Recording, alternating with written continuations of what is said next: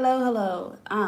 So I tried to truthfully record this earlier and I was too emotional and casual and fired up about it. So I needed to take it down a notch and write out what I was thinking, and so I'm back.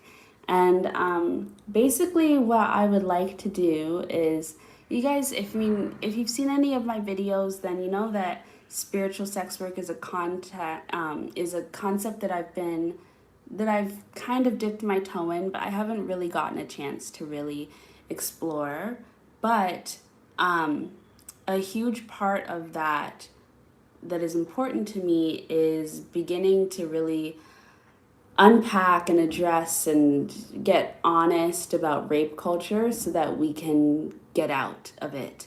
There's a huge level of shame and there's a huge shadow hanging over most of our sexual experiences and our relationships and just the ways that we exist in the world intimately.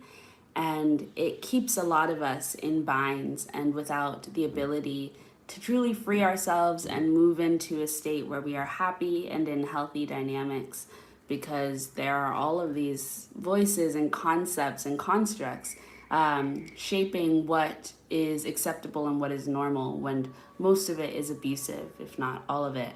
Um, and so one of the things that I wanted to start doing is, this is a huge trigger warning because this whole video is about rape culture. So obviously the word rape and sexual violence, assault, all of that's going to come up.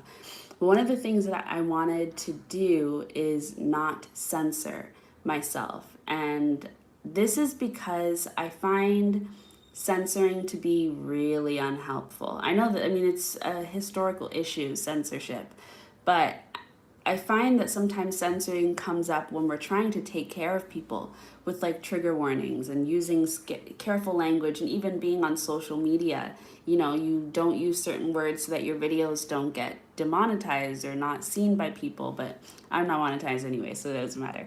And, but yeah, I'm not seen by people, but censoring words like rape or sexual assault, or any of those types of things really is not helpful, because it stops us from speaking about the topic. If you always have to run your way around these terms, you can never get directly where you need to go. And it extends things, it makes people awkward, it makes things uncomfortable. And I don't want to do that. I don't think any of us need to do that. We're all very, very aware of rape culture. We're all very, very aware of how rampant sexual assault is. We're all very, very aware that this is a very big thing in our world, and it just is what it is. So there's no need to pretend like we don't know and like this is something we have to skip around. It's literally our everyday life. I'm sure every single one of you, whether you know it or not, knows somebody who's been assaulted. Most people are victims of sexual violence. If it's not one-on-one with a person or with a group, it's institutional, so everybody's a victim. And so today I want to talk about the 7 roles that I've been able to, or it's really 6 roles that I've been able to identify within rape culture. And then the one role that's the 7th role that ultimately leads us out. And this is just something that I literally have just kind of written off the top of my head, and I just want to begin talking about it, because if I overthink it, I'll make myself too nervous and paranoid, and then I won't do it. But I want to start talking about this, and ultimately leading to a positivity and to a better future for ourselves. But we've got to address the shadow, right? So the first role is the victim. The victim role is something that we all exist within. It's kind of like original sin. everybody that comes into this world is a victim of rape culture, because rape culture is the system, it is the way, it is the matrix, it's everything that creates this reality. Rape culture is deeply embedded into everything that we know and understand about ourselves, into the science that we learn, into the music that we listen to, into the cultural ways that we identify ourselves, into our dynamics, our understandings of love. Rape culture is within all of it. It is such a big deal, and it is so pervasive, and yet it's so interesting how small it seems. Like it's obviously not a small thing, but it's not often talked about in comparison to like sexism or racism or classism or capitalism. You know, rape culture isn't really given that same weight. It's kind of like off in this corner. It's around sexism, it's around gender based violence, it's around all of that. But it's not given this big thing, even though rape culture really is the whole umbrella. When you really start to think about the why we are the way we are in this world, the ways that we have developed, the things that so many of us have gone through, not just on individual levels, but as collectives, as nations, as tribes. Rape culture, it feeds into everything. And so, therefore, the minute you enter this plane, the minute you become a human, the second you're conceived and breathe this air and are born, you are probably a victim of rape culture, unfortunately. And it has everything to do with the way that we are gendered as soon as we're born, and then the constructs that that puts on us. It immediately sets us on a path. And either way, you're bound to be a victim. And so let's talk about it a little bit. So what I wrote is, for victim, it's instant. It's as soon as you enter into this life. You're unable to escape it. You know, you can't be born and like, oh, just dodge rape culture. It's just immediate. It's like breathing, you know, you have to. In order to become a part of this world, you breathe it in. It is what it is. And it represents the potential for harm. As soon as you enter this world, you are a victim. You have this original sin concept, and it's not exactly the physical harm. It's not exactly the act in the moment, but it's the potential for it. Immediately, you become viable to be harmed. You become a part of this system. You've got your name on a list, and your time could be next. You could be next. And especially as we move deeper into the age of the internet and social media, without a lot of care for how people are going to navigate it safely and be very educated on how to exist in the interweb, especially as curious children who are bound to browse the web and look up things that are not age appropriate, because children, as we all know, because we've all been kids, are a lot more aware of what's happening than we would like to admit, and are a lot more curious than I think is comfortable to admit. But because of that, kids become very vulnerable, because on the internet you can look up anything. And I remember being a kid, and I was very sexually aware. I didn't deem it as sexual. I didn't know what that was even, I didn't really know what that meant. But looking at it from my perspective, older now, I know that I was very sexually aware. I had already learned about masturbation. I didn't have the name for it, but I was already doing that. I was already involved with myself. I already knew who I was attracted to. I already understood that I was queer. I obviously didn't have that word for it. I didn't even know what bisexual meant, but I knew that I liked girls, and I understood that girls and boys had different bodies. So then I was looking up what it would be like, and I already understood things about sex between women and men, because I guess media, I just knew things. I don't know how I had suddenly become aware of all these things, but I just knew about them, probably because of the internet and TVs, and, you know, through even animations and Disney movies and things like that. You would be aware at quite a young age of how things worked between girls and boys, between men and women. Obviously, back then we weren't even getting to talk about non-binary people, so that wasn't even within my consciousness, within my awareness. But between men and women, I understood that. But between girls, obviously, I wasn't seeing that, so I didn't.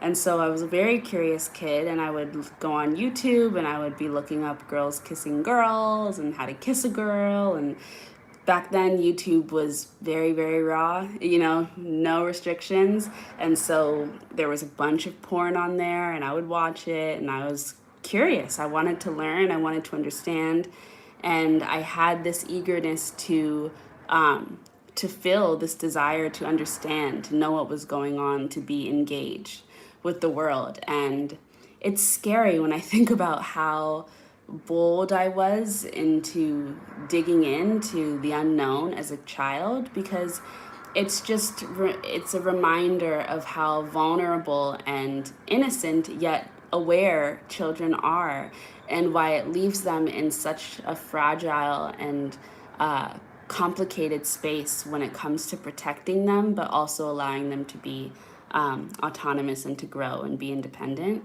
It's very scary. And I just think about myself and who I was, and how I was already beginning to be socialized really heavily into rape culture just through what I was watching. And I wasn't even watching it with the intention to, obviously not, the intention to understand rape or sexual violence or anything like that, but my own curiosity around sexuality led me into these really complicated spaces that I did not understand. And while kids are very aware, they don't have the nuance of what it is to be an adult and a human being on this planet. They have an awareness naturally and an intelligence, but it's more spiritual, it's more dreamy. They understand things that we forget, but they don't understand how to function in this world completely, in a way that is safe. And so, yeah, often they become even more embedded in this role of victim, and their potential grows and grows to be harmed. I even think about catcalling. When I was younger, and most people have experienced catcalling. It's a very weird experience as a child, because for me, most of the catcallers it was never boys, like it was never kids. It was like older teens. Maybe sometimes it would be like tweens and teens, but no, it was mainly older men for me, like in their 20s and up. And that's when I was like, I don't know, like 8. I was in my like Catholic schoolgirl ugly uniform, and yeah, it became very normal. And it's the thing about it is that it wasn't very spoken. For me, catcalling wasn't just, people yelling at you across the street. It was also the looks. It was the watching you and not taking their eyes off you as you walk by, or leaning out their car window to like watch you as you're walking, or slowing down when they're driving, when you're turning the corner. It's all of these unspoken things. And sometimes this pressure on the language and the vocalization of something, when it comes, especially in rape culture, there's a lot of emphasis on vocalizing. If it's been vocalized, if it was said, did you say no? Did they hear you? Did you say stop? Did they say they wanted to hurt you? What did they say to you? It's always, what did you hear? It's very audible. It's very vocal. And that's where a lot of the pressure is, which is so interesting, because most of the language that we speak as human beings is not vocal. This sound coming out of our mouths, it's a very small fraction of how we communicate. We communicate in our bodies, we communicate in our eyes, we communicate with our energy. There's so many ways that you can talk to somebody without ever speaking to them. You can talk to people you don't know and you've never looked at, just through your energy, and you feel that, and it's very real. But that not being seen as valid helps really initiate you and ground you in this victim role, because often with the victim, there's a whole lot of confusion over what you've experienced, the validity of your experiences, and it puts you in this position of feeling helpless and powerless, because your tools of understanding and of labeling something as what it is and knowing the truth, seeking the truth, and being able to say that, or speak that, or live in that in full authenticity becomes really murky because your level, your proof, your evidence is not acknowledged as real. So with the victim state, reality immediately becomes skewed. The minute we're born, the reality that's presented to us is not reality. You know, it's a reality. It's a very specific framework, and it has rape culture written all over it. So I would say that I lived in the victim role up until like my late teens. Yeah, up until my late teens. I wasn't actually, no, that's not true. Well, this is why. The next role that we want to talk about is the survivor. The survivor and the victim role are really like they're very much so the same, but they're also not. I say what I wrote down was that for survivors, it's a quick transition into being a survivor from the victim role. It's once you learn to go on, you experience this victimization, and then unless you're gonna die, you have to keep living. And there are those that die. Like we're just being very plain English with it all because like this is the reality, and I just don't think it's helpful at all to be like, oh. So we all know that many people who become victims of rape culture, who are victims within rape culture, who live within this culture, cannot survive it.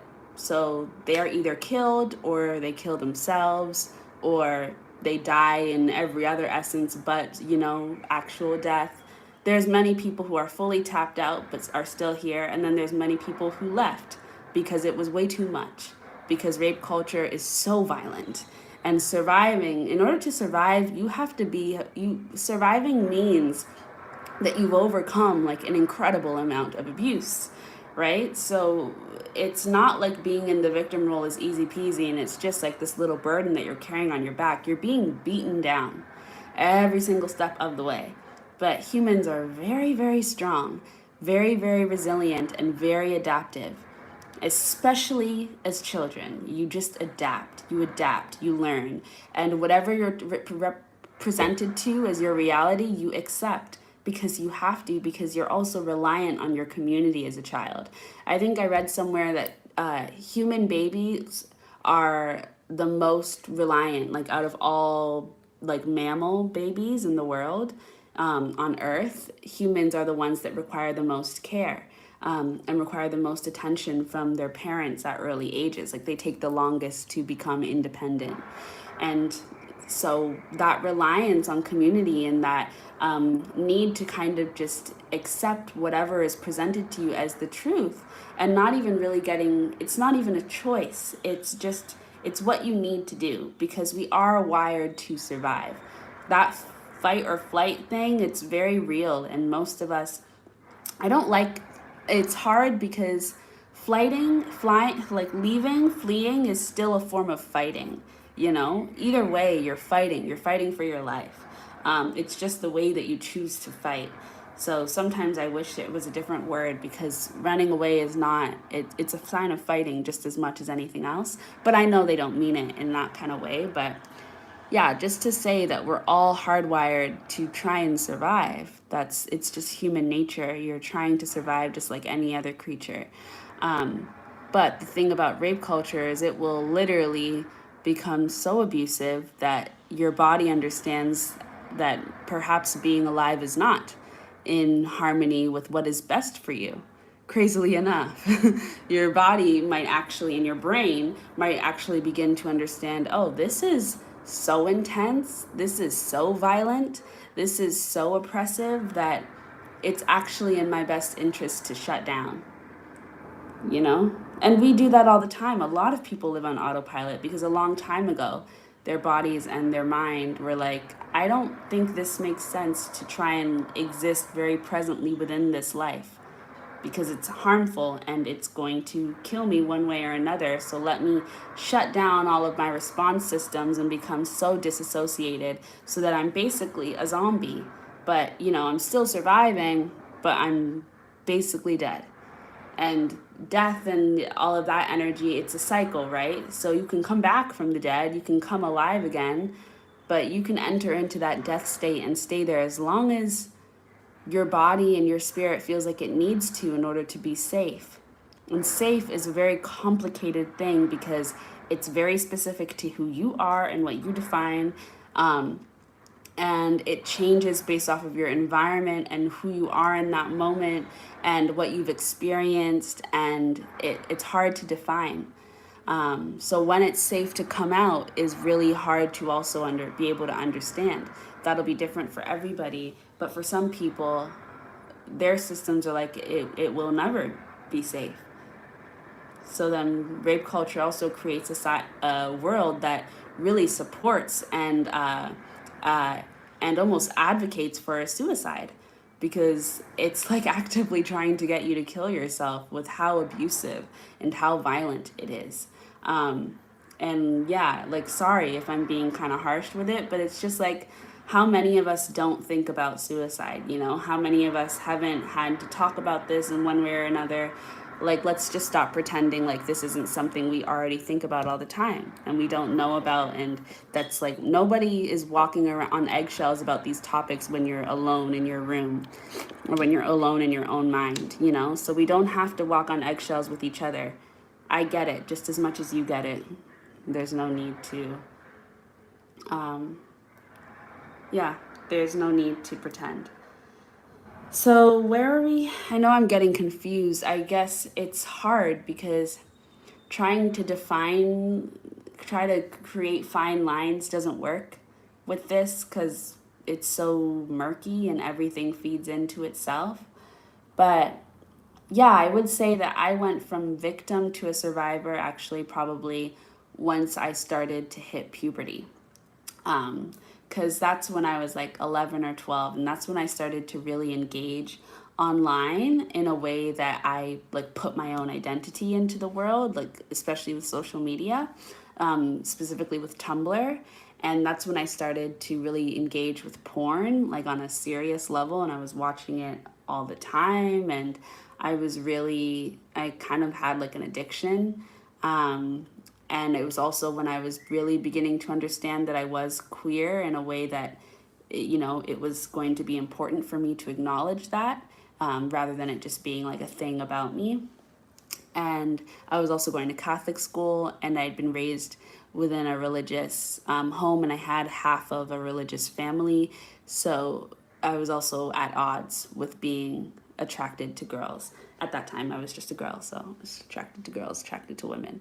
Um, so yeah, that's when I feel like I entered the survivor state, because I believe that the porn industry, the way it is, especially Pornhub and even YouTube in its early days with the way that it was just so unrestricted, um, and yeah, you could find anything on there. I believe that there was like, it was systemic violence experiencing and watching porn on there, um, on the internet, and even being able to have access to it, and even the way that the porn industry works. I believe that it's sexually violent, and it is one of the biggest supporters of rape culture. um, and specifically, it's so interesting with Tumblr because it was such a unique space. I think anybody who's on Tumblr in the early 2010s, maybe even late 2000s, would understand what I mean. But it was a space of intense and incredible creative abundance and really interesting conversations, really interesting political perspectives and social perspectives, a lot of new ideas coming out of Tumblr. And it was also an imbalance naturally, because if Tumblr was a chakra, it would be the sacral. It would absolutely be the sacral chakra. And in balance with all of this incredible goodness that comes out of Tumblr, it was also basically its own porn website. And you could find anything you wanted on there. And I should say, at that same time that I was on Tumblr and watching a lot of porn, I was also reading fan fictions on Wattpad and on Tumblr and on like other places. And fan fictions, they also exist in the balance, right? Because they are awesome. I loved the writing. It was incredible to know that there were like 12-year-olds writing these stories and they're so talented and engaging. But the problems were also how it was so obvious to see how rape culture affects children. If you just read a fan fiction, you can just read a fan fiction and you will see rape culture very, very easily, very, very obviously. I would read a lot of One Direction ones, and like it was always the violence, the abuse that was happening to this girl. I remember one where it was like a One Direction fan fiction, and the writer told the story about this girl who, like, she gets beaten up by One Direction, abused, like kicked, beaten, and she was pregnant. She ended up having, I think she lost the baby. She had a miscarriage, and then she couldn't have children anymore. And then she went back into that relationship, and they like became good again. And there was another one where like it was basically The Handmaid's Tale. It was basically The Handmaid's Tale. Is it The Handmaid's or The Handmaiden? It was basically The Handmaid's Tale. And when the girl like got with her master, and then like during there was like a revolution or something, and her kid got kidnapped, and she got mad at the master because like he wasn't doing anything about it or something like that. And like then they made us feel bad for the master, for the girl being mad at him for not doing anything. And it was just like ugh. It was so like what. But as a kid, you're like, oh yeah, sure, and fan fictions were literally probably part of my sexual education and part of my sexual awakening in puberty. And that's what I was reading, and that's what was written. Like, that's what was there. That was what was available. Um, I wasn't, there. I wasn't turning other places. I was reading the content for my age group, and that's what was there. And then online on Tumblr, and I think I don't know what led my searches, like whether it was from fan fictions and like the heavy BDSM culture, but not in like a healthy way, in a really like surface, stereotypical, gross way. It was heavy on that. It was heavy on abuse. It was heavy on rape.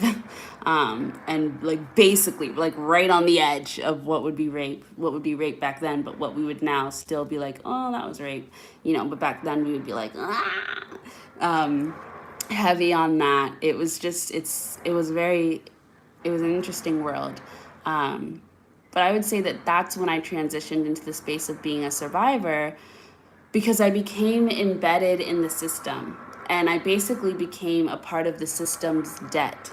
I became very important for the system, being this system of rape culture being able to function, because I had had experiences of being abused by it, mostly systemically through platforms like Pornhub and through like the porn industry, not Pornhub, like the porn industry, which I guess would include Pornhub, and the type of video content that they created, and the way that nobody was quite sure whether what was happening, especially in the like rape fantasy videos, whether those girls were actually being raped or not.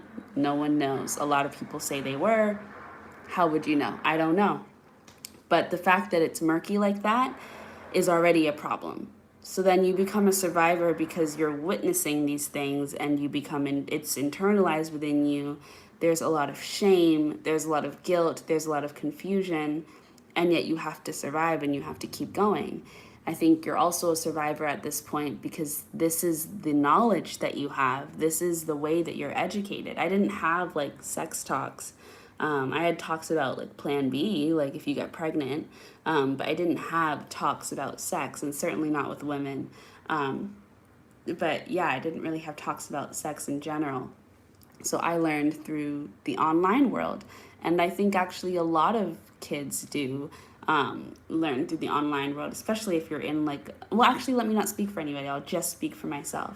I learned through the online world. So that was how I got my education. And so I became a systemic survivor of sexual violence and of rape culture before I became like in life experience survivor based off of physical experience. But yeah, part of the role of being a survivor is the being a part of the debt. You know, you become invested in the system, whether you want to or not. You're engaged in the system, you become a part of it. And then there's the role of oh, and so the other part of the survivor role is if you actually have real life experiences of sexual violence. For me, I hadn't really counted, I don't count any of the experience I had before my first relationship as rape or anything like that.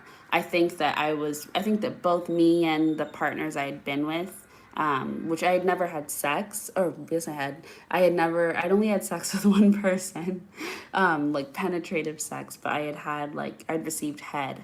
And in those dynamics, I would say we were both victims of really bad sexual education and not knowing how to please people's bodies and how to engage people and really engage on all levels. You know, there was no talk about love languages back then. There was nothing like that. So I would consider that more of in the victim space where you're just a victim of your circumstances, of your education level. Um, and perhaps there are certain ways that it teetered on violence, but but what I consider violence is it's the intention, it's the awareness. And in those situations, I didn't feel that there was an intention. You know, there could have been violence, there could have been pain, but I didn't feel the intention. Where I felt the intention and the awareness was in my first relationship, my only relationship that I count. It was with this boyfriend that I had when I was 20. I'm 22 now. I feel like I'm 23 already, but I'm 22. With this boyfriend that I had when I was 20, we met in September of 2020, and I was already having a hard time because it was 2020. So yeah. And I was in school, I was in university, and I was living in this, what's it called? Community housing place. What's it called? Like one of those community housing dorms for things. Anyways, in Toronto. And yeah, I met him on Hinge. After the first date with him, I had a feeling that I shouldn't go out with him again. And there was nothing that he did during that date that was like, oh, he's an abuser, he's violent. There were like a few things that were like a little uncomfortable to me. Like maybe I felt like a little bit of a pressure to keep hanging out when I was ready to go home or something like that. But there's nothing that I would have been like, he's like, this is a like red flag, red flag. The only red flags were things that I felt within myself, which again, back to what the victim role does is it takes away the validity of feelings. You know, it takes away the validity of like energy, and it becomes all about what was said and what was done. And even what was done is kind of like, it's really like what was said and really like, what did you say, you know, to stop it. But yeah, so after that first date, I had a feeling I shouldn't go out with him again, but I didn't listen to myself and I continued to see him because I didn't feel I had a valid reason not to. And I felt kind of mean and judgy, and maybe I was self-sabotaging. And I should also say that during that time, I was really interested in being sexually active and very interested in being in a relationship. The year before, in December 2019, I had lost my virginity. I had had sex for the first time with a coworker that I didn't love or anything like that. And I had already quit my job a while ago, but he reached out to me and I was just, I was already in the place where I was like, I was ready. So yeah, we ended up having sex, I think on not New Year's, maybe it was sometime around Christmas. And I was like, I wanted to have a hoe phase. It was the time when Megan Thee Stallion had like really blown up and Hot Girl Summer was a big thing. And I was like, I want to be free. I want to be a woman.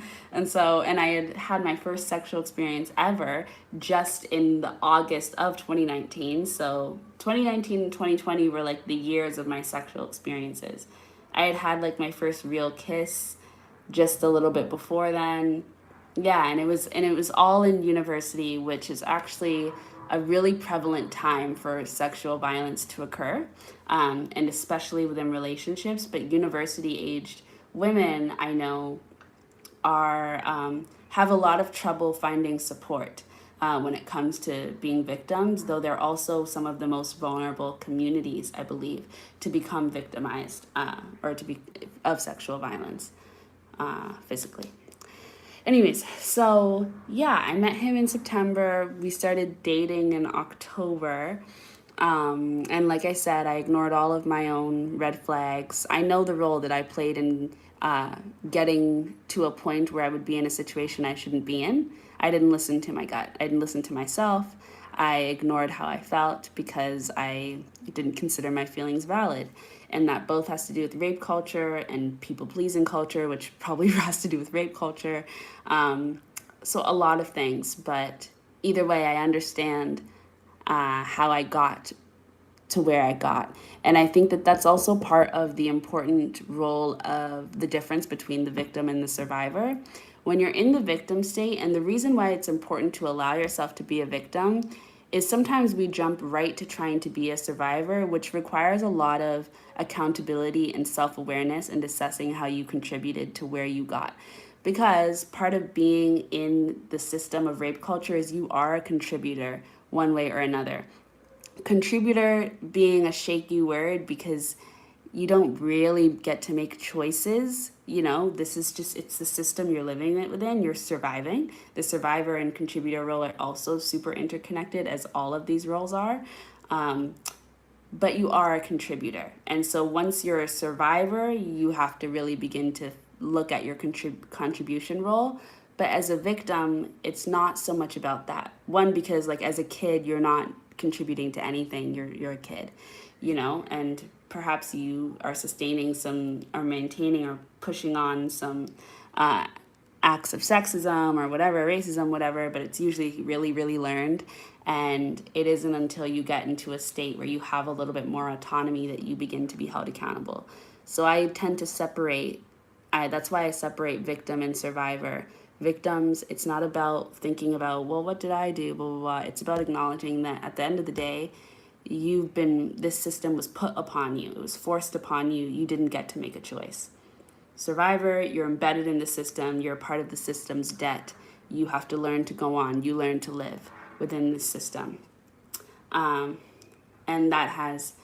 So anyways, yeah, so I met him in October, and then we started, and I was really excited about being in a relationship, also because I was excited about being sexually active. And I was like, oh, this is going to be great. I'll be able to, feel comfortable and safe with somebody. He did not give me, he did not, fit the descriptions that they like to give of rapists, where like they're scary and hiding in a van. And these days we're a lot more modern in our understanding. So a lot of people know that it's more than likely going to happen to you from somebody that you know, usually a very intimate person close to you. Could be in your family, could be a friend, could be your partner, could be, your friend or whatever. And we know that, they come in whatever shapes, ways, and sizes, looks, and appearances. Gender does not matter. Anyone can be a predator, and anyone can be a victim. So we know all that. But, because of the really deep, subconscious knowledge that I had of what rape was and what violence was and what that looked like and from whom it looked like and with relationships, I would not have ever pictured him as being able to do that, because he was like a sweet guy. He was a nice guy. And so, and I was excited to have a sexual relationship. I was very excited. I was in a time in my life where I really wanted to explore that. And I was feeling more and more confident in my body and just expressing myself. That year I'd sent photos, not nude photos, but I had bought lingerie. I was really exploring my sexuality in a way that I was grown and in a way I had never before, because I was not in relationships in high school. I didn't talk to anybody in high school. I was not desired in that way in high school, which I'm actually quite grateful for. I'm really happy about that. Actually, I think I got saved from a lot of earlier harm that could have happened. But so I had a desire to explore, and I was ready. And from the experiences I had had before of having sex and receiving head, I knew that I probably didn't want to do that with just anybody, and I wanted to be in a relationship with somebody that I could feel comfortable with. So I picked that guy. And yeah, and I spoke to him about how I was interested in being sexually active and all of these things. And we both agreed that we should probably talk about our boundaries and blah, blah, blah. And we did have a conversation, but like, was it really like advanced, and did we really touch on anything at all? Not really. It was just like the basics. I remember what I said was like if I say no, or if I'm not enjoying something, stop, and if I'm telling you that something's not feeling good, like listen, those basic ones, like stop when I say stop, or listen when I'm telling you something, just the basics. And same for him, like talking about like what is it that you enjoy, feeling comfortable to speak up, those things. We created a little understanding. And then so we were, yeah, and we were sexually active. And during that time it was interesting because life was kind of a mess and already falling apart. Like I ended up entering into a lot of really vulnerable experiences because my housing building caught on fire, and it didn't like burn down, but we had to move out of our apartments. So I only got to be with him in my apartment like legally for like a month maybe, and then it caught on fire and I got nasal surgery. So it was just a lot happening. There's a lot of trauma.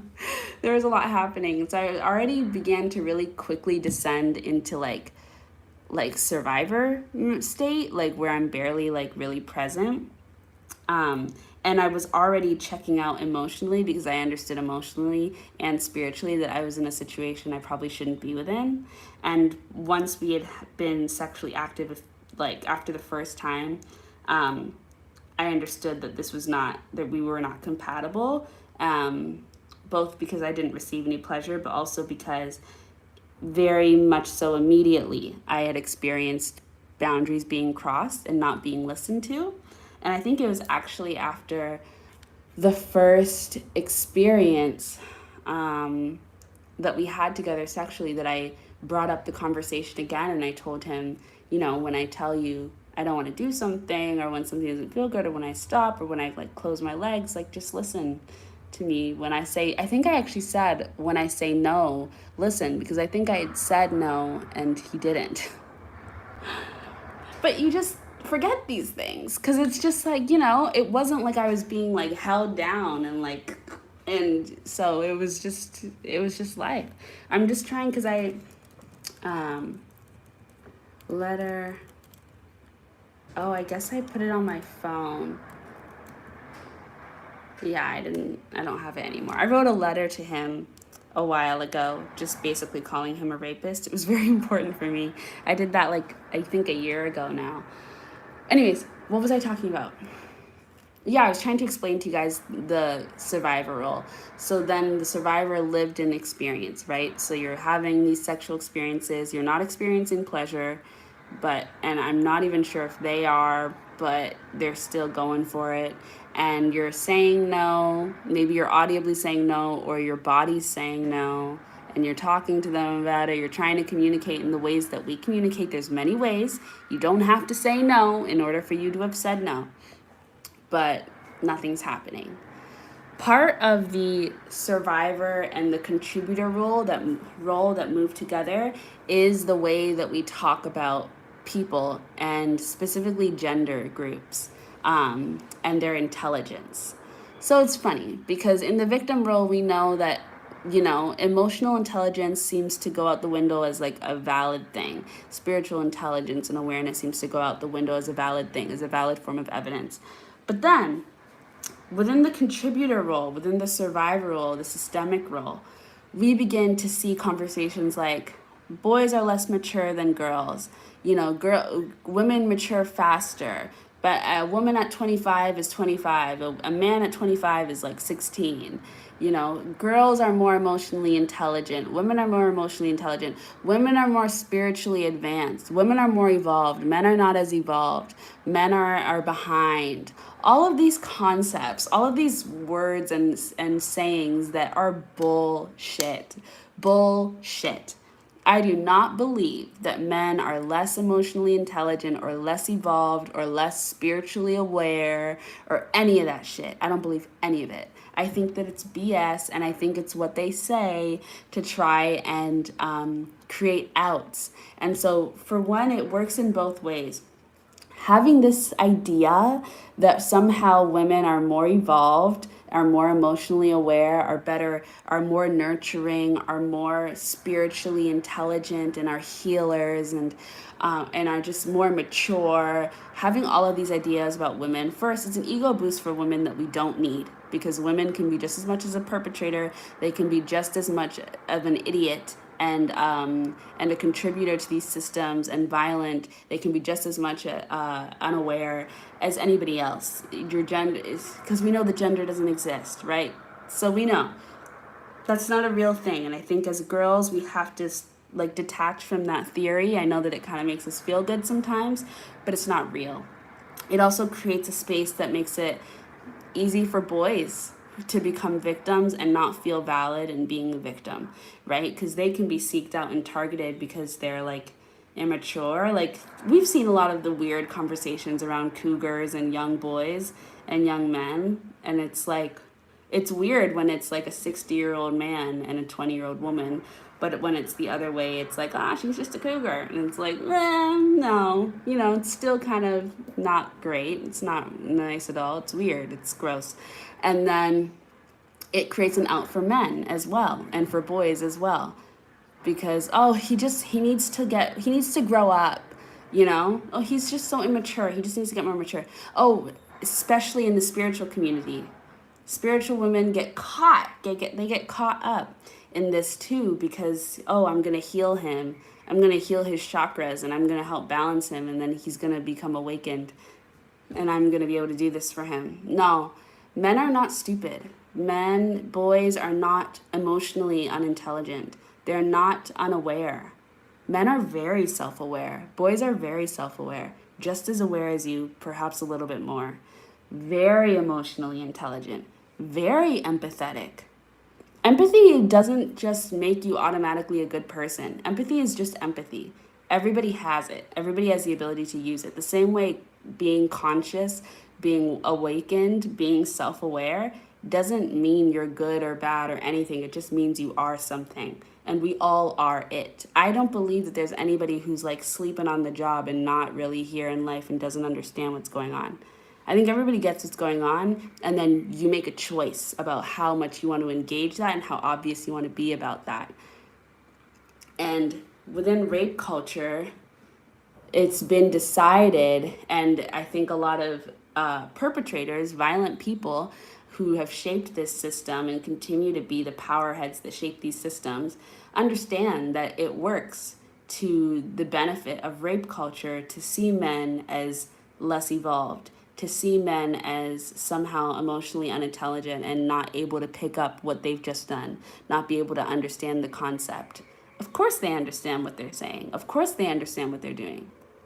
I've seen it time and time again. You can watch any reality TV show and see very clearly that men are very smart, that they're very emotionally intelligent.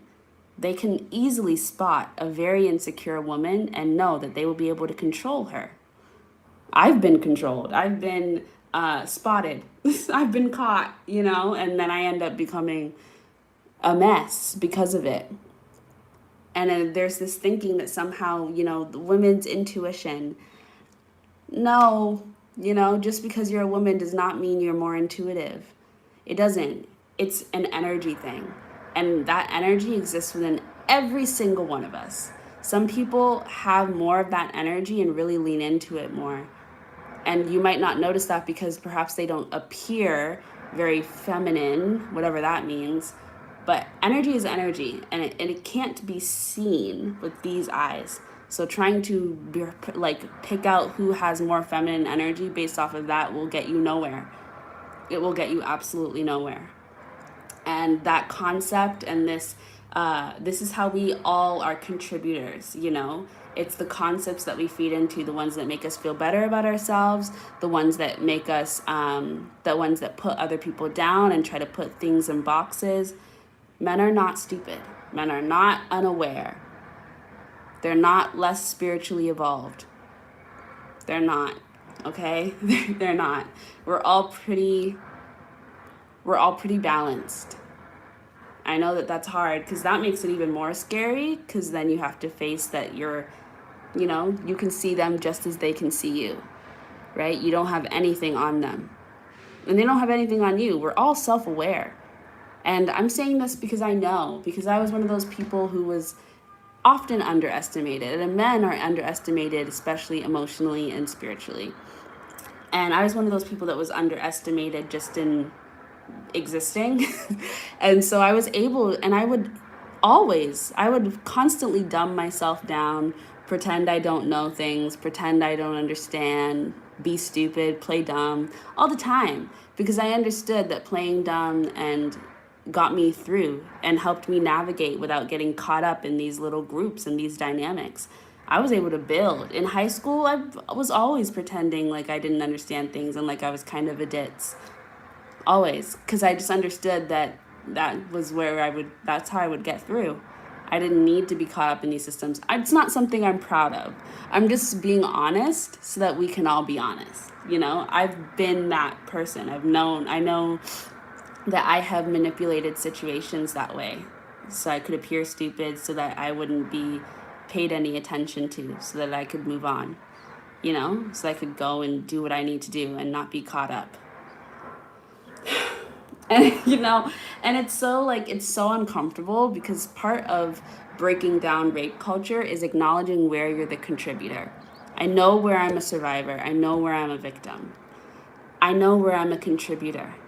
I know the ways that I feed into this system and consciously, with awareness, maintain it. And I have to disrupt my own acts of contribution because ultimately that role of contribution, it's linked back to being a victim. Okay, so you're not a bad person overall. You're not evil to the core. It comes from being a victim. But once you reach a certain age, right, you don't get to just be, oh, I'm a kid. Once you reach a certain level of awareness, you don't get to pretend that you're not aware of what you do, right? Whether that awareness is being pushed by this old system or not, once you get that awareness, you get choice. Free will comes into play, and then you have the ability to make a different decision. It might be very, very hard, but you have the ability, and that's where it's really important to take control of your own life. Now, I'm not saying this like this is an easy thing to do because it's really, really not. If it was an easy thing to do, we would all get rid of rape culture because it doesn't benefit any of us. It makes everybody feel like shit. It makes everybody feel like crap. It hurts everybody. But that's how you know how powerful it is. It's very hard to make a different choice. But we have to, and we have to support each other in being able to do that. And part of that is being able to acknowledge the roles that you've played without feeling like you're going to hell or like you're done in this world and you can never live openly in this life and you won't get another chance to try again, to make it through and get out of this system and be something else. This is where a lot of compassion has to come in. Radical compassion. And you don't need, the forgiveness is of yourself, right? You don't need to forgive anybody. You don't need to go and hold people's hands and pat them on the back and say it's okay. But if we could just agree that people all have the potential to be something else, then that's all that you need to do, right? But we're gonna have to make that room. Because like I said, a lot of people are contributors in really intense ways. A lot of people have their whole foot in this system, So a lot of people have done a lot of bad things. And karma is what karma is. So that'll balance out in the way it balances out. That's not for you to worry about. But we're not going to get rid of everybody on the planet and we're not going to put them all in jail because we all know that jail doesn't do anything at this point. And we have to find a new way, and part of that way, part of the whole trying to move forward is giving space. I don't know. I know it's messy and I don't even know what that means. The way that I try to do it is I'm I don't I don't want harm for the person that I've experienced abuse from, you know? I don't want his life going down the drain and never being able to live a happy life ever again. I haven't experienced my experience of abuse is my experience though. And the level of violence I experienced was my level of violence under my perception of what is violent and what hurts and safety and all of that. So it's very specific to me. And if you didn't feel the same for your situation, I would not judge you. That's none of my business. But you give space where you can. I don't know. It's just hard because we all pay into the system whether we want to or not, like taxes. Sometimes it's a good thing, taxes, sometimes it's not. But yeah, being a survivor, being a contributor. I contributed in the ways that I didn't listen to myself. I very well could have not dated him. Very well. Very well could have not invited him over. Very well could have stopped engaging with him sexually. But this is where it becomes like a trifecta because I was in this survivor state. I had learned how to go on I had learned how to survive. And so ultimately I'm going to keep surviving because I had learned how to. So when I'm in a situation where I'm in danger, I'm not going to just tap out. Why would I do that? I don't have that type of programming yet. I'm going to just figure it out. And I'm still a victim, so I'm going to assume it's probably my fault because nobody's told me that, oh, hey, you were born into this world and you were initiated into rape culture, just like immediately. So most of the things that you experience aren't your fault, but nobody told me that. So I'm assuming that all these things are my problem. They are my fault. So when I started to repeatedly experience violations, I would be like, okay, maybe I'm not making sense when I'm speaking up. Maybe he's not understanding. Maybe it's just me, perhaps I need to be more vocal. Perhaps I need to explain more. Perhaps I need to push my legs together more. Perhaps I need to, there's something I'm not doing. There's something I'm not doing. There's always something that I was not doing. And it wasn't until we had broken up, and the only reason we had broken up was because I was over it. I was so emotionally out of my own body that I couldn't feel anymore. And I felt so guilty about it because he had confronted me about the fact that I was emotionally distant. And I was like, yeah, I just, and we tried to talk about it and I tried to work through it, but I wasn't invested. And so I decided I was going to break up with him because I just didn't want to be with this anymore. It had nothing to do with being a survivor. I didn't even realize I had been experiencing rape. Didn't even know. I didn't know. I did, but I didn't because I thought that experiencing rape had to be obvious to both people. And while it was obvious to him, as I later learned, it was obvious to him, I thought that we had to both know that we both knew for some reason. I don't know. I thought it had to be all these other really complicated, weird things that now that I'm saying it don't make any sense, but that's what the victim system does, is it says a bunch of things that don't make sense, and then you're just you just accept it. Because it's again, you're the kid, and you're just trying to survive, so okay, all right, I guess. But yeah, so it wasn't until we broke up that and he was asking me why. He kept pushing why, and we had I didn't tell him why until a couple calls in because we had broken up on his birthday, lol, and I didn't want to break up with him that night, but I was obviously very emotionally distant because I knew I was going to, and it was Valentine's Day weekend, and I just didn't know what to do with timing. So that night I was so blah, and he was getting drunk, and I was like, what do I do? And he was asking me at the end of the night because he was already just everything that he was that was horrible just became maximized because now I was getting angry. When you are so emotionally unavailable that you're just quick to anger or quick to irritation. I was in that phase, and I also was realizing that without being aware of it, my body was processing that I was being assaulted again and again. So my body was angry too. So it was very stiff, very cold, and it was hard for my emotions to come through and try and speak up because it was my body was a block. And it was just no one's coming in. Goodbye. So there's a lot of trauma happening all at once. Not to mention, we're still in 2020 and shit is still horrible, you know? And I was going through problems with my friends group. I was starting to realize my friends are falling apart. And, anyways, so, um, yeah, and after that first breakup, we had been calling because he wanted to call, he wanted to talk. He had really pushed my boundaries. I asked him for space. He said, okay, and then he would call and call and call and ask and basically have me take care of him. And on one of our calls, he was saying how it was going to be hard for him because, like, what about my body? Like, he was going to miss my body. And it was just like, I I didn't even know what to say. I didn't even know what to say. Like, because I was like trying to find ways to make him feel better, and I was like, oh well, we could still be friends. And he was like, well, I don't know how I could be like, because what about your body? Like, I've seen you, and I was just like, I just can't believe that he even said that, but he said it. And I don't even know how, like, but you know what? This is where it's like, don't dumb them down. Don't dumb them down because you're not stupid, right? You're not stupid. I wasn't stupid when I was ignoring my red flags. I was just self-sabotaging. I wasn't stupid though. He's not stupid. He was aware of what, why he knew what he was doing when he said that. He didn't give a fuck, but he was aware.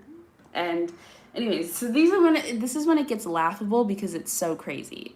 And anyways, and then after that, he was like pushing and he was like, why are you doing, why? I know that there's something more. And then I just mentioned that there was something with our sexual relationship and that I didn't feel good. And he's like, yeah, like I knew that. And then I mentioned that there were times when I would say no or when I didn't want to do things but you would still push and we would still end up doing them anyways. And he was like, yeah.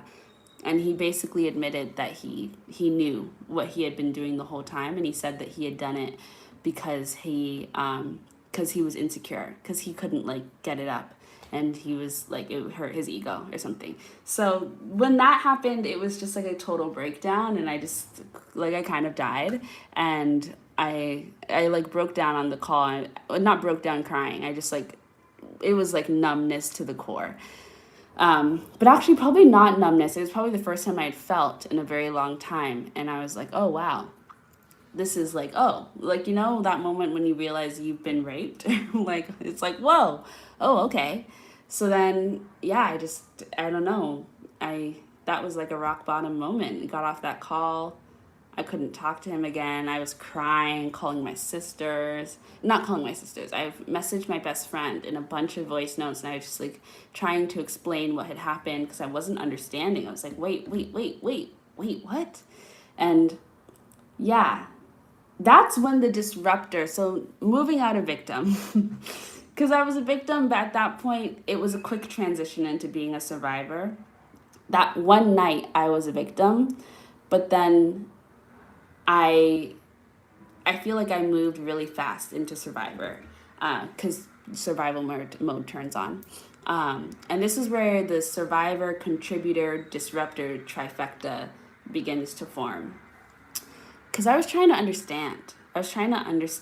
And so I was talking it through and trying to explain, and the disruptor started to form within me. And it's interesting because the disruptor was there. Oh my God, I hope I didn't flash. The disruptor was there for other people, right? I understood. For me, it was never a question for other victims. I was like, oh yes, I understand, I get it. But it's always with yourself that you're like, I don't understand. Is this true? Is this possible? But for other people, you get it. For yourself, you don't. So this disruptor role comes in when you begin to understand how this applies to you. And you begin to understand that this isn't right for you. You can understand for other people, but it's about yourself. It's the role that we play within our own life. I began to become a disruptor.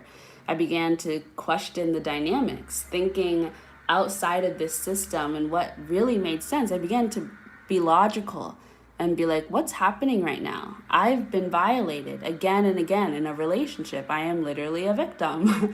I've experienced sexual violence. All of these things that I thought I knew all about. I had literally been, it was funny because During that entire time, I had been a part of an Instagram live series with my best friend that was about rape culture in universities that was happening to women of color, specifically black and brown women. I was literally doing a book. It's called shit. I can't remember what the book's called. It's by Eternity um Martis. She's a great writer. They said this would be fun. Race, campus life, and growing up, and it's about sexual violence as well. And it was and it's funny how life mirrors. Look at when you begin to really examine, the things that have happened to you, especially the traumas. Look at what else was going on in your life, because usually the universe is like, whoa, whoa, whoa, look at what's happening, look at what's happening, look at what's happening. Like, I was literally experiencing what I was talking about from this, from an outside perspective with my best friend on this live with this book. I was experiencing it, but rape is complicated. So my experience did not match Eternity's bone to bone. But it was the same. It was rape. It was sexual violence. I would work with the Consent Comes First team at my university. I would be talking about these things all the time. It was Me Too era. I mean, this was all happening everywhere. Conversations were happening everywhere. Everybody was talking about consent, consent, consent. And yet here I was in a non-consensual dynamic I didn't even know until I had gotten out. I mean, I knew, but knowing is a complicated thing too, because I knew, but I didn't, right? It's like you're aware, but you're not. And yeah, it was just everything was so obvious in my face, but only after. Only after. And that's the thing with when you have to learn a lesson. Anyways, but this is when you can go through these roles several times again. But what I would like is for us to go through this role once or never, but for many of us, we're going to go through it at least once. So once, and then stay out of it, stay out of the system. So yeah, became a survivor, and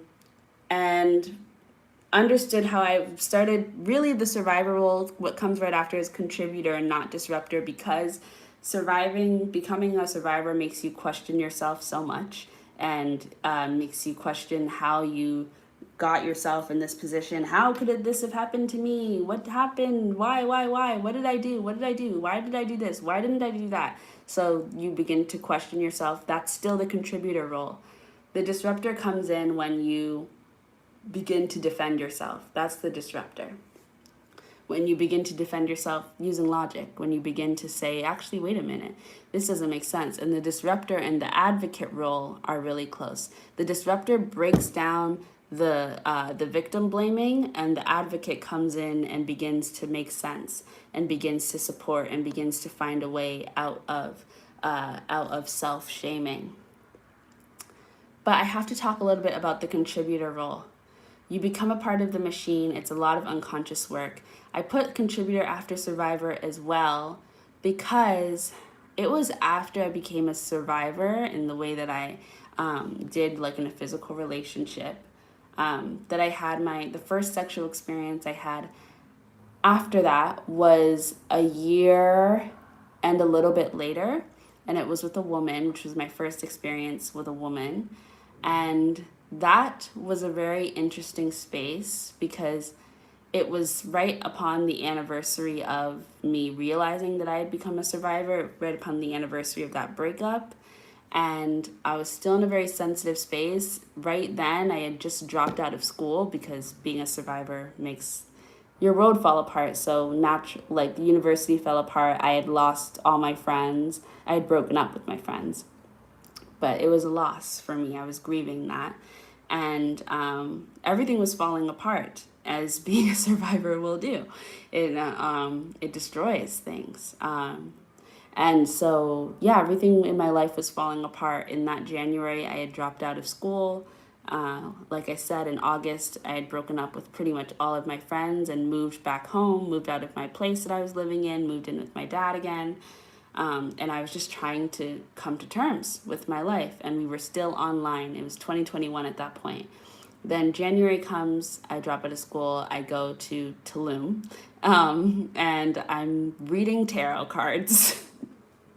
that's what I'm doing there. I'm here and I'm reading tarot, and I'm beginning this spiritual awakening that had really began to take a hold like a few months after I broke up with that guy in 2021. So like in June 2021 is when I started having a spiritual awakening, which is also a part of the disruptor role beginning to come in.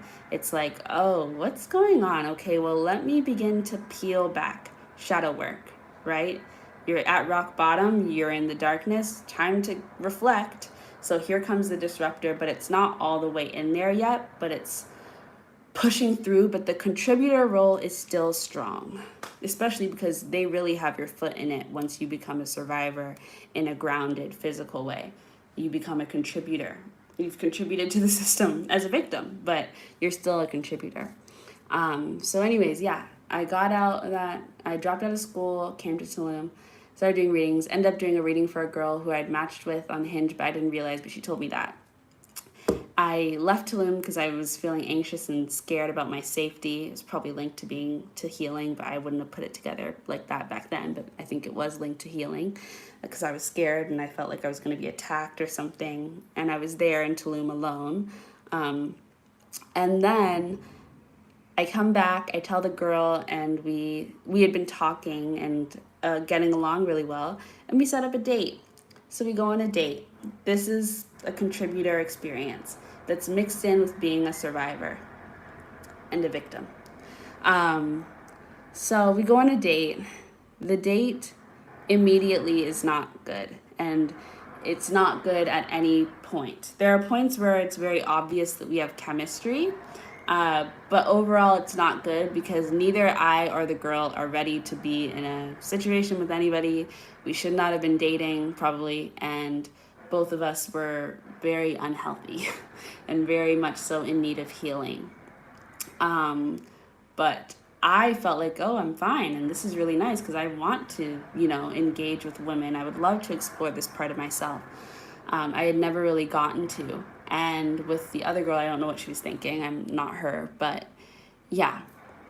So we go on this date, and it's really, really bad. I'm feeling very unappreciated and very kind of dismissed and disrespected.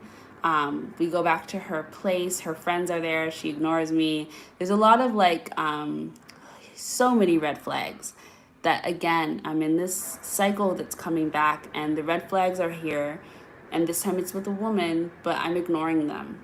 I'm ignoring them, but I'm not. Because I'm texting my sisters and I'm telling them what's happening and that I should probably go home, and that, I'm really hurt by this experience and I don't understand why she's treating me this way.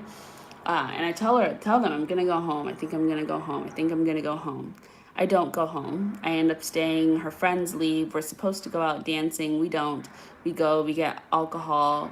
At this point, I had been drinking a lot, and I had been I had taken edibles a lot. I had gone through a period of maybe having an addiction to weed, but then I had kind of gotten over it, but I still was a little bit too involved with it, and it was a little bit of a crutch. I'm at the point now where I'm sober. I don't drink and I don't take anything, just because I just don't think it's what I can do. It's not for me. Just off of what I've been through, I just don't think it'll keep me in a healthy space. But back then, I was still needing to learn that. And so, yeah, we got alcohol, we got drunk, numbing all the pain. We've both gone through breakups, and we've both been in really sketchy areas of life. And we end up having sex. I consider this experience both as a victim experience and a contributor. I was a victim of my own horrible self-sabotaging and not listening to myself. I was still in survival mode and somehow, but also thinking that this was a different experience because I felt more compatible with this person and I was more attracted to them. And because I felt like I somehow understood more that was going on, or I somehow had a different level of awareness that I was in a position of power that I was not. I was totally not within, but I thought I was, to the point where I thought I could make a smart decision, and a decision that would actually make me feel good when it wouldn't. So in those ways, I feel like I was still a survivor in this dynamic, but not like from her hurting me. She didn't do anything. She didn't treat me well on the date, but that isn't her. She didn't abuse me.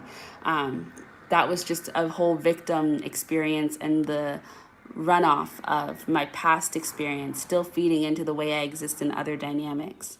It had also made my relationship with sex very weird, because I still had desires, I still had passion, and I still wanted to experience pleasure. Um, but now it was skewed because I didn't totally trust my body, I didn't totally trust myself, and I didn't know what it would be like to engage with a woman either, because in my past experience with that guy, uh, I had never had penetrative sex. I had only received, which also made me understanding that I had been violated very hard to understand, because it wasn't like, because I didn't understand that you could be violated without having penetrative sex, especially in the reception role. Like, I could understand maybe if you had been giving and then you had been violated in that way, but it was very hard to understand how I would be in this position that alluded to me being the receiver of pleasure, and yet I wasn't, and I was actually a victim. Because then it's like, even in your receiving state, you're not safe, you know, and that your reception isn't even about you. So then what is? Nothing is. And then you're just not there. You're just like a body. So it was really confusing, my experience with pleasure and with my body. And then with women, sex is different if they have another vagina. And they did. So that's also more of in the receiving state. And it was a mess. And why I consider this experience a contributor role is because I knew that I shouldn't have stayed. I knew I shouldn't have stayed. And I knew that I was being disrespected. But I saw having sex with this person as like a reward, or like as something that was going to like make it all worth it. Like, at least I get to have this experience. I had never had sex with a woman. I was excited to be able to experience this for the first time and have something new, and hopefully it would be positive. I thought it would feel good, because the narrative about sex between women is that it's always going to feel good because women know what they're doing, which is like, it's a lie. It's also a lie. It's also a part of rape culture that we just got to get rid of, because all of these things that are meant to feed our egos and boost us up, they're all violent. None of it's good, because it makes there's an ego attached to knowledge, and therefore there's a weakness attached to not knowing. And so nobody wants to be weak, so nobody wants to not know, so then nobody bothers asking a question or trying to learn. You just make a lot of assumptions, and when you make assumptions, people get hurt. So that narrative that queer sex between queer women is better, and women know other women's bodies better, and blah blah blah, blah, I wouldn't take that on. I don't take that on. I don't think it's true. I haven't had an experience of that being true, and I wouldn't take it on if I were us. But anyways, yeah, I think that in that way I played a contributor in rape culture, because I was associating sex with a reward, despite it coming out of a situation that was not good. It didn't feel good. Sex was not rewarding. It didn't feel good emotionally. I was numb. I was drunk. I wasn't even there, basically. And she was drunk too. We were both really detached. There was no real connection. And it was just sad. But my brain associated it before we had sex with being something that was going to balance everything out. So then it also disconnected it from the context, which is never good. Sex happens within an experience. It's not separate from anything. It can't be seen on its own. It's a collaborative effort. Context is required. History is required. You have to know what's going on before and what's happening after in order to understand the sexual act. You can't look at it on its own. But seeing it on its own pays into this system of rape culture, and I was seeing it on its own. And it was to my ego's benefit because I was already feeling hurt by the way that this was ending up. But it wasn't to my benefit because I ended up having a bad sexual experience, something I did not enjoy, something that made me feel like shit about myself. And I'm sure that she didn't enjoy. Actually, I know she didn't enjoy because she told me. And I didn't enjoy, and I told her that too. That was the only healthy communication we had. God. And then the way that I found myself still showing that I was very clearly a survivor and very clearly a victim was that I tried to keep going. And when I could see that my body was not aroused and that I was not going to have a good time doing things, I still tried to do things to make her feel good and show her that I was into it, like trying to use this dildo that was not going to fit because I was not wet, because I was not aroused, because I wasn't having a good time. But I tried to make it fit. I literally tried, and I was causing myself pain, but I was like, no, I'm gonna make this work. For what? For what? Because sex is just, it's automatically seen as this thing that's good no matter what. So whether you're experiencing pleasure or not doesn't really matter, because like, it's just the act. Like, that's what's important. So just, the survivor, the victimhood was all mixed up in there, and it was just so obvious. And then even after it was over, like, I was trying to leave, I was trying to escape. That's how I knew I was still in a very victim mindset and just trying to run away because I could see that I did not feel safe. Not because she was like violent or anything like that, but just I didn't feel safe because I knew I had done something that didn't make sense for myself.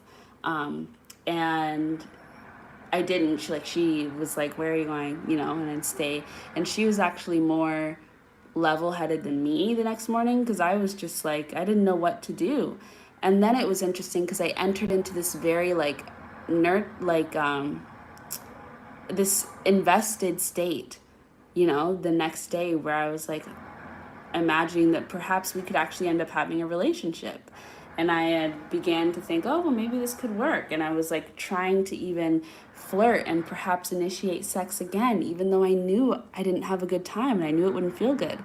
Because then I was just engaged in having some type of physical contact to validate that I was worthy or deserving, or I meant anything, I had any value at all, that I was seen at all. Like, ugh, it was such a mess. It was so horrible. But this is like, it's embarrassing to talk about, and I feel ashamed. And even after the experience, like, I texted her that I'd gotten home and like, thanks, and she never texted me back, and I've never heard from her since. And even a few days after that, I was still kind of hoping I would hear from her, still kind of wanted to have a relationship, still trying to and it, from what desire? From no desire, from a place of trauma. I was operating from a place of trauma. And it's embarrassing to say all this and to try and explain it, because I try to explain it and I feel like I make no sense because it's nonsensical. But rape culture is nonsensical. And it makes sex nonsensical, and it makes everything embarrassing and humiliating. But we have to be brave enough to share when we've contributed and paid into the system, when we've upheld certain mindsets and standards and ways of thinking about sex and about intimacy and relationships and physical touch and all of these things. And when we've still been a victim, even when we wish that we were a survivor, or we've still been surviving even when we wish that we had moved on and we were outside of this system. I thought I was evolved. I was not. I thought I was reading tarot cards and somehow, super connected to a deep path of awareness. And I was doing shadow work. I was trying to heal, but I was not, in a state where I like understood all and, somehow made me safe. And even thinking this narrative that spiritual awareness makes you safe is not true. Like, we cannot take for granted how strong the physical hold is, how strong this earth energy is. It doesn't matter how physically aware you are, you can very much so end up becoming a victim very easily. Being awakened doesn't mean a thing, okay? You can know all that you know and you can still be a victim. And that narrative feeds into rape culture because it's victim blaming. It's like, oh, I thought that you were in touch with your spirit guides. They didn't protect you. Why didn't they protect you? Why were you able to experience? Why did this happen to you? I thought that you were close to spirit, you know? And then what are you going to say when somebody says that to you? Because then what are you going to think about yourself? You know? So we have to not feed into these concepts like being aware or whatever will help you avoid being a victim. Like I said, victim is like that original sin that they talk about. It's unavoidable. You come here and you're going to be a victim. It's just what the earth is right now. We've got rape culture. It's everywhere. It's in everything. The earth experiences rape culture. Animals experience rape culture. Everything experiences it. Everyone experiences it. We're all victims immediately. So there's no way to like, you know, oh, I never got it, you know, like COVID or something. No, we've all gotten it. But there is a way out. Anyways, so moving on. Now the disruptor comes in and the disruptor's like, and part of the disruptor role is to make you kind of feel a little bit shit about yourself in terms of the contributor role. So I started to look at my behavior that night and I was like, whoa, that was a pretty shitty thing for you to do. And I started to feel really bad about myself and really insecure. Not just about the way that I put myself in a bad position, but also the way that I put somebody else. Because I knew that I should have gone home. I knew that I was seeing sex in that moment as something for me, something that was about me, something that was going to make me feel better. I wasn't really thinking about her because I was already upset that she wasn't thinking about me. I was operating plainly from a selfish point and a victimized point. A traumatic point where I can't think clearly and I'm not being very compassionate. So then the disruptor comes in and it's like, what was that behavior? Do you feel good about yourself? Does that make you feel good? You want to be like that? You want to be like these people who are violent? Because what if I never questioned my behavior in that night and I just allowed that pattern of thinking to go on? Because everybody who's been a perpetrator and who is a rapist will tell you a story about how somebody hurt them. And so that made them do this and this and that and that. And it's all leading back to this girl who wouldn't kiss them in the 7th grade and called them ugly, you know? And then that's their justification. You have to question yourself. Part of the disruptor role, if you're trying to get out of this system, you have to acknowledge where you are a contributor, and you've got to make yourself feel a little bit of shame or a lot of shame. I had to shame myself. And I know that like we look at shame and we're like, nobody should ever feel shame. But yes, you should feel shame. You need to feel it. It makes you come back to your center. You have to look at yourself and be like, am I a bad person? Am I a part of the problem? Am I the problem? Literally, and not as a joke. Like, take it seriously. And it's scary because it'll make you ask questions about yourself. And if it ends up being true, then what does that mean?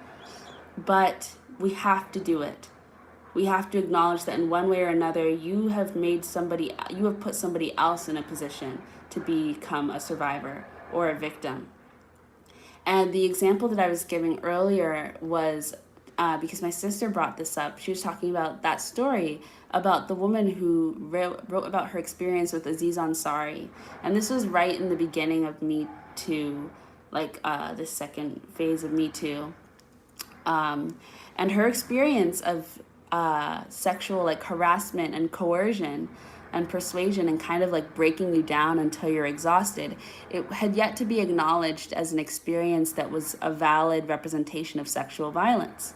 So the reaction to her on whole was pretty like dismissive, and a lot of people attacked her and kind of tried to say that she was cheapening, you know, what rape was. And that is a way that many of us played the contributor role. We paid into the system, trying to safekeep and make an exclusive definition of rape when it's in everything. It's in everything. Why do we want to make rape this, you know, it's like this special thing that only a couple of people get to say that they've experienced? It almost gets this energy of being like a reward. Like, oh, you get to say that you're a survivor, but the rest of you know you're just regular people. This is just life. Oh, but you're the special one. You get to say that you really experienced something. What is that? But we all do it with a lot of different things. It's the whole oppression Olympics thing. But with rape culture, it's rampant. This is, this isn't. This isn't. What? Everything is very, very murky because pretty much everything is rape. Because so much is rape. Almost everything that happens is rape. It just is. Barely any consent's like ever there. Because you come into this world and you become a victim. Immediately. Okay? But it doesn't remove accountability. It doesn't remove accountability. Because we have self-awareness. Yeah, so the disruptor comes in and you begin to question the dynamics. You begin to question the cost. Does this make sense? And what I'm putting in, am I getting out anything that makes sense? And then the advocate comes in with the disruptor. And the advocate begins to look for a new way, begins to look for justice, using the systems of justice that are already a part of rape culture. So press charges, speak up, name them, name the person, tell your story, say your truth. The advocate is important because they put us in a position where, compassion begins to come in, where we begin to feel safe to break down these walls that the disruptor has, knocked on and began to find cracks within. The advocate comes in and says, you're safe to do this. It's okay to do this. The advocate comes in and understands that the contributor is also a victim. The advocate is the one that talks about, like a different form of justice. What's it called? Alternative justice systems. That other form of justice that they always talk about instead of jail. The advocate is the person that begins to have that kind of conversation. Then, after the... Oh my gosh. Whoa. Okay, sorry.